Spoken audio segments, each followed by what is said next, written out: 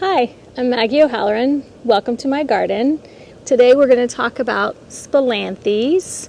I'm one of the educators at the Florida School of Holistic Living, and we're currently in my backyard in Central Florida. Welcome. We're talking about Spilanthes oleracea.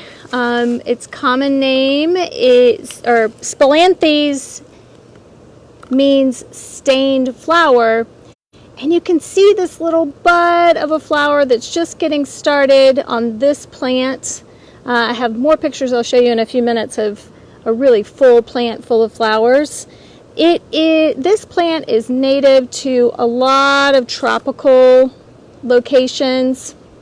It's typically found Florida, mid-Florida, and south. It is our tropical version of a plant known as echinacea. So it has some of the similar qualities, but we'll get to those in just a minute. I wanted to start by sharing with you some of the growing information. This plant is herbaceous, which I know as an herbalist I use that term very generally, but this plant is true to the term herbaceous in that it stays low growing, its stems don't get hard or woody, they stay pretty green like this. It is also an annual. That means I plant it and it does its beautiful thing and then it dies off every year, but it also self-seeds really easily. It'll get up to 12 to 24 inches high. It kind of depends on where it's growing.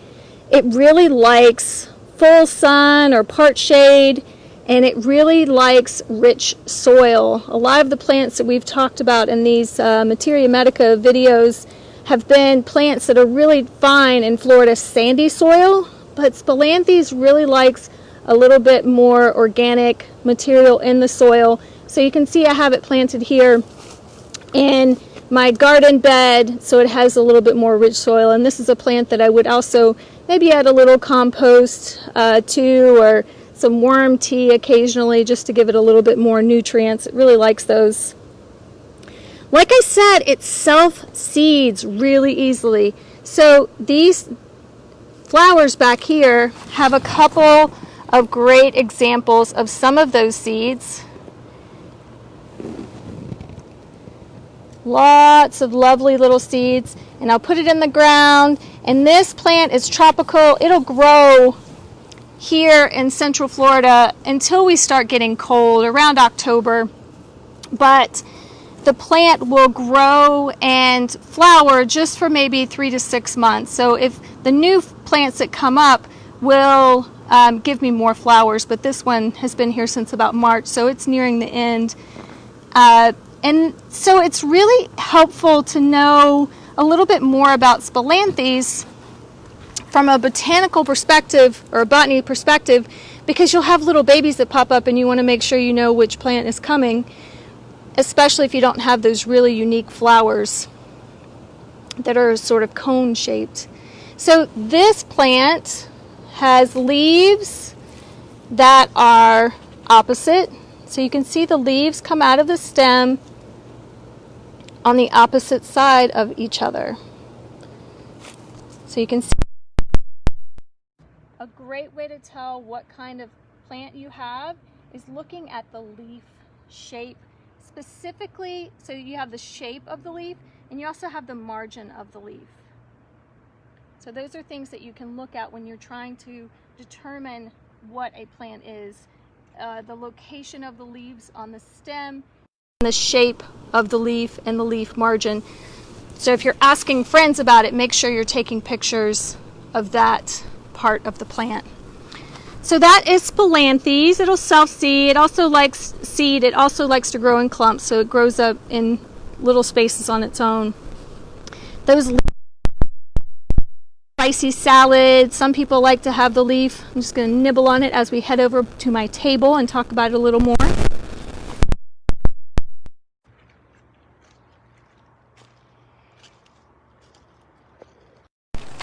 Good.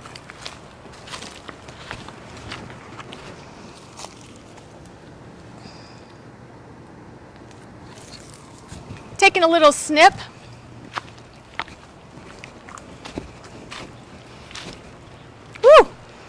it's all the aerial parts are used. And I demonstrated taking a little leaf and nibbling on it. There are some people that really like to add it into a salad. It's a little bit spicier than maybe an arugula, but it can be a nice addition if you have it in abundance. People have also taken the leaf and nibbled on it for its analgesic qualities. So Spilanthes, I'll give you a better picture of it. Spilanthes also has the common name of toothache plant. And these beautiful flowers, you saw the beginning of the flower on my plant, and that flower will just make this beautiful shape.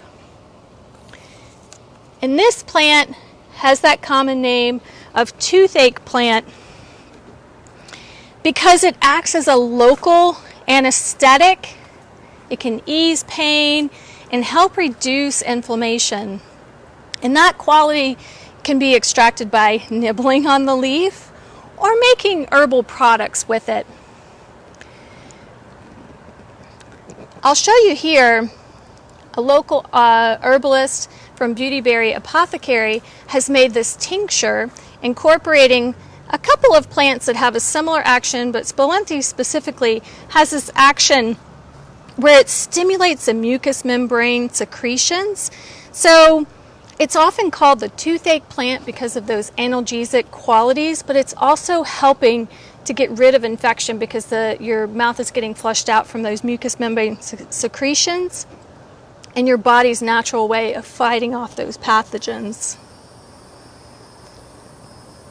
So it's an analgesic,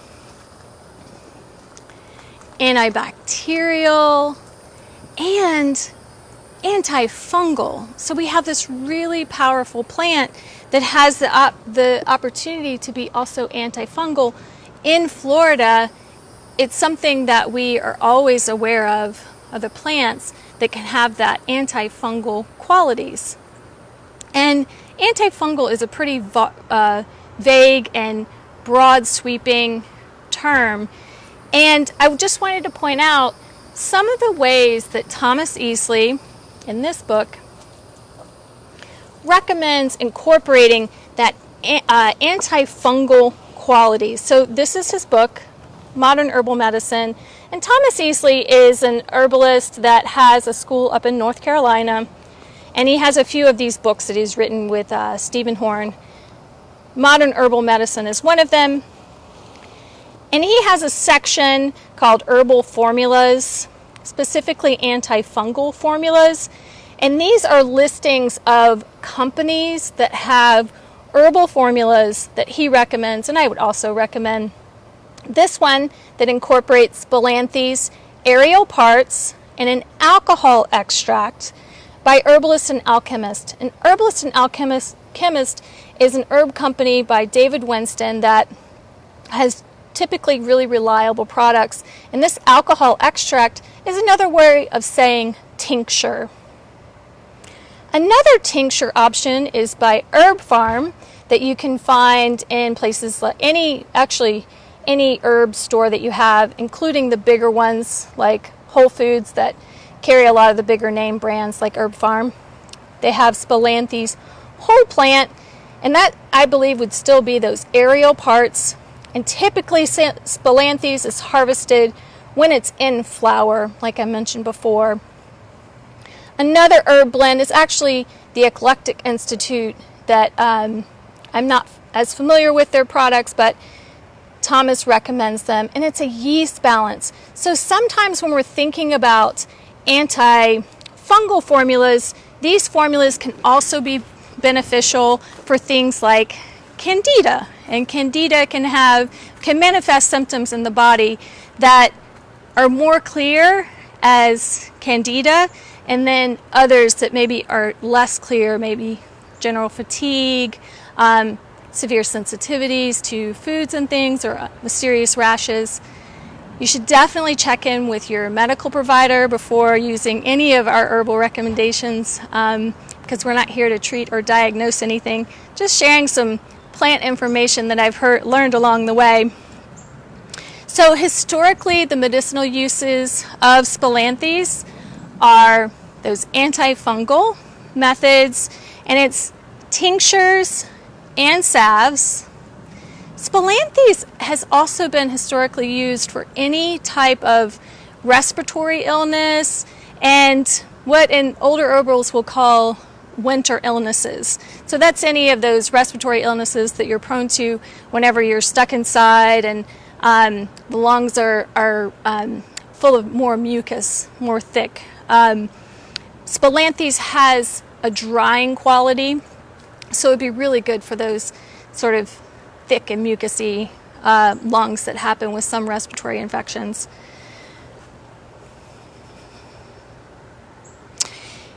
People have also incorporated Spilanthes as a tisane or a tea. So that's 3 different ways that Spilanthes has been used historically in terms of an herbal preparation. Those aerial parts, you can harvest the leaves for that nice salad, or as topical on any tooth pathogen or infection that you're experiencing. It can be helpful there. You can also use it in tincture form. In tincture, to make a tincture, you really just need any jar. There are a lot of jars out there that you can find in specialty stores. Any place that sells jars for canning would have jars that would be appropriate for a tincture. But tincture jars really can be any jar that you have, that leftover salsa jar or mayonnaise jar. You just have to think about the type of lid that it has and make sure that the lid isn't going to hold on to that old mayonnaise or whatever you have in there and add it to your tincture. So just make sure that jar lid is cleanable, and cleanable is a word. You have a jar, you're ready to go. And to make a tincture, you simply fill the jar halfway with dried plant material, or roughly 3/4 of the way if you have fresh. If you're tincturing Spilanthes, I'd recommend using it fresh if you have access to that. And so you would basically fill that jar with your fresh plant material. I usually nip it with really sharp scissors and add it to a mortar and pestle and just pound up those leaves a little bit so I can access them, or take them in my hands and rub them a little bit and then add them to my jar. Feel free to ask questions or comment about your Spilanthes questions or tincture questions. So that's what I would put in my jar, along with an alcohol. And I say anything that's at least 40% alcohol is fine. The percentage of alcohol comes from another way to find the percentage of alcohol. You can see that in the proof. So if I have 80 proof vodka, that means it is 40% alcohol. And so I would fill my jar with that alcohol, put on my lid nice and tight, shake it up, label it. So important, such an important part of medicine making in my home is making sure I label it, because this jar, although I really connect with Spilanthes and I can really get the tingle in my mouth if I nibble those leaves, once I have a tincture, I'll have a little bit of that sensation if I sample it, but it's definitely easier to know what I have in my jar if I label it. And you can go out and find any labels that you prefer, but masking tape and a Sharpie or any pen actually works really well to label it. I like to put on my label the plant material, where I sourced it. So if it's mountain rose herbs, dried, or my garden, and the date. The date is really important because with a tincture, you're letting it sit 4 to 6 weeks, and you want to know whenever it started. So you'll know that, the timeline that you're in.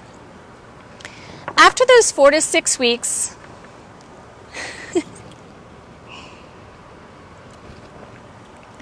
after those 4 to 6 weeks, you would harvest.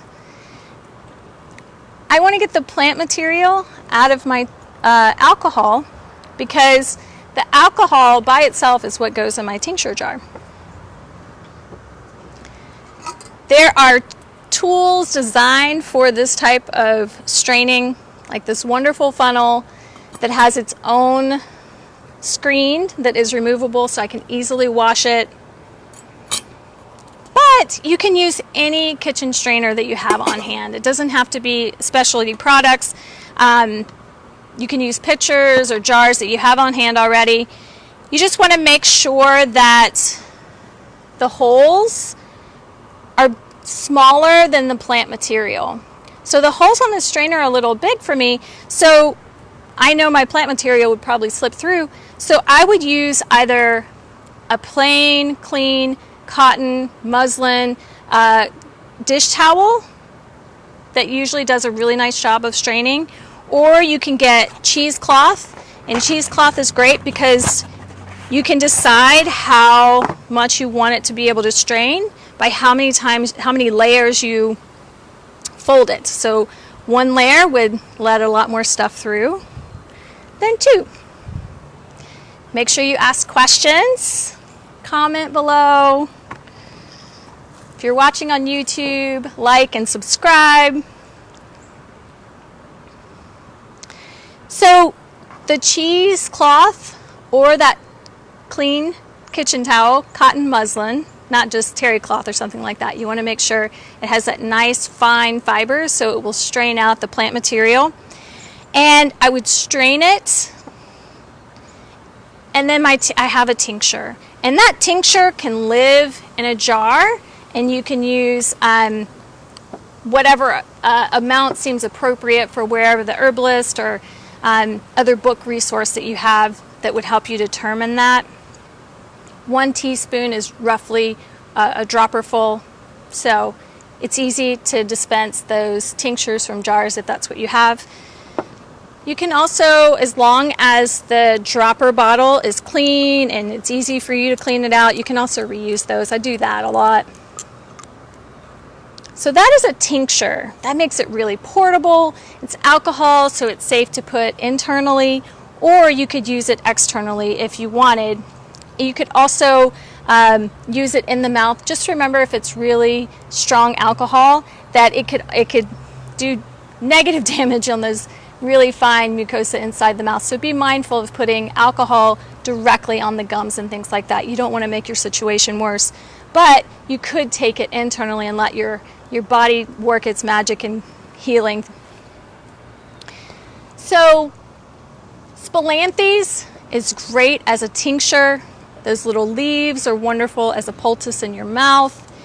You can also make a salve. And I'm not going to go through the whole demonstration process on a salve. I just want to let you know the first step of making any salve is getting an herbal oil. And the herbal oil process is basically the same as the tincture process, except instead of alcohol, you're using oil.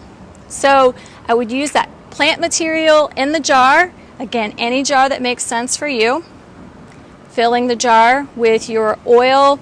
I have used olive oil. You can use coconut oil, almond oil. Some people like to use jojoba oil, but I find that one works best if it's in a mixture with other oils. It can be kind of waxy. And after you have your herbal oil, then you go through the process of adding beeswax, and it requires a stove, and it's much more labor-intensive process. But you start with that herbal oil, and the herbal oil is where the medicine would be. So you don't have to add the beeswax and make it more of a salve. You can just use it as an oil, and that oil could either be applied topically or inside the mouth with a little bit more ease than that alcohol. Are there any questions? Okay.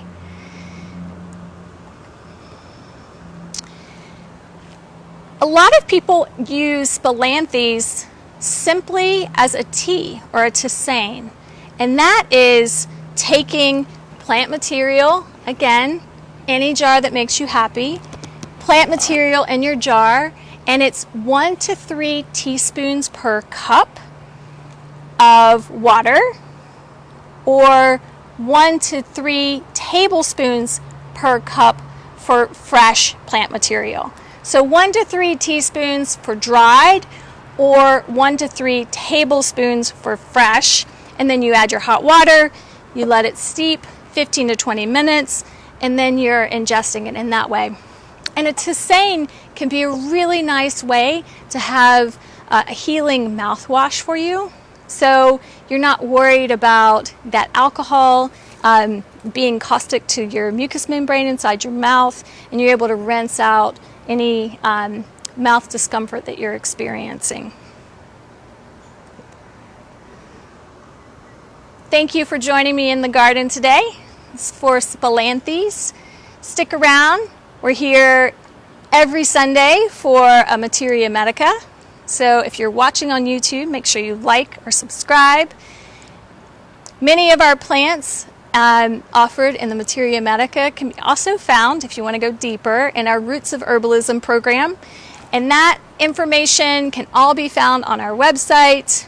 You can find a link below, likely, or email me at maggie@holisticlivingschool.org, maggie@holisticlivingschool.org, and that's also in the info. I hope you have a good day, and I'll see you next time in the garden.